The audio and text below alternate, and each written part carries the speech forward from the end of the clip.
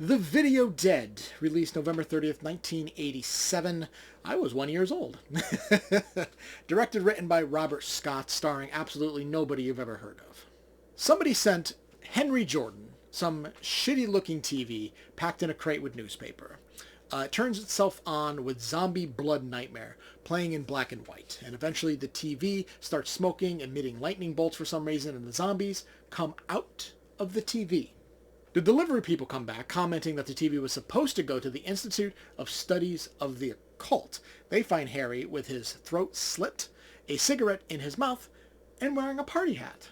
3 months later, Zoe Blair moves into the house, and her brother Jeff randomly shows up. The TV is still chilling in the attic. Could be the basement. It's not made clear. Their neighbor, April, shows up with another neighbor's dog and goes, "Hey, the murder house." She lets the dog off the leash and then proceeds to reveal that she's not supposed to, and the dog, of course, just runs, gets the hell out of there. She seems pretty dumb. I'd want to get away from her, too. They find the dog, unfortunately, unalive. But as the dog is laying there, supposed to be unalive, you can clearly see the dog breathing. And that whole time, while they're staring at the body, there's a zombie practically standing in front of them, staring at them, and they don't notice. They don't notice at all. So Jeff gets the bright idea to shove a ball down the dog's throat to tell the owners that the dog choked instead of her being negligent. So that means Jeff took the time to take a ball and shove it down a dog's throat. I don't like Jeff. Anyway, the garbage man appears, and I take out human garbage. He tells Jeff to lock the TV in the basement, but not before a naked woman shows up and makes out with him. And, by the way, the actor who plays Jeff during this, 16 years old. Eventually he does bring the TV into the basement, and a hand reaches out and grabs him, so chops it off. It then fits very neatly down into the garbage disposal. Elsewhere, zombies, they walk into a neighbor's house. They start a blender and they start laughing. It's so stupid. I love it.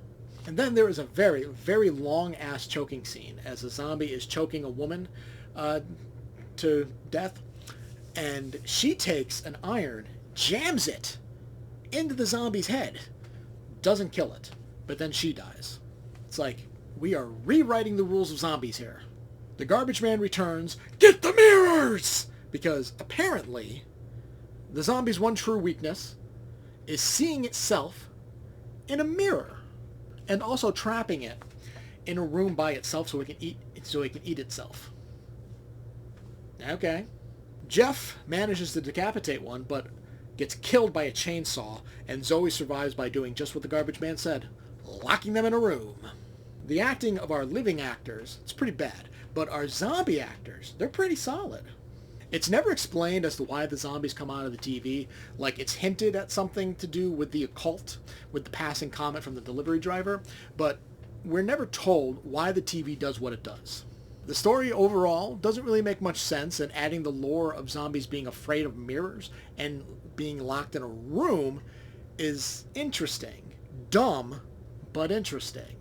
Robert Scott does an alright job in directing. I think the movie probably would have worked better if it was someone getting trapped in the movie and has to escape the movie, which apparently was the idea for the sequel, which never materialized. That's actually something I would love to see. The zombie makeup, practical effects, very good. And the ridiculousness of everything, literally everything, kind of makes up for the movie being so dumb. C-. Thank you for watching Fatman Inc Horror. Leave a like if you enjoyed and a comment to discuss your thoughts. Make sure to subscribe to see more reviews of horror movies new and old. Thanks again for watching, and I'll see you next time.